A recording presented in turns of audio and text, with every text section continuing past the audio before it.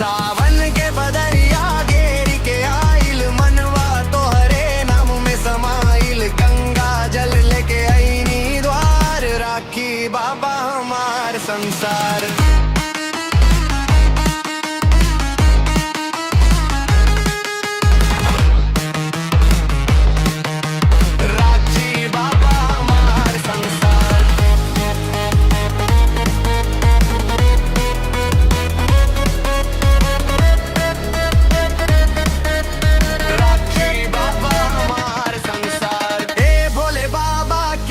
बरसाई भक्ति के दीप व मन में जराई। हर हर महादेव गूंजे चारों ओर रहुआ बिना सूना लागे मोर।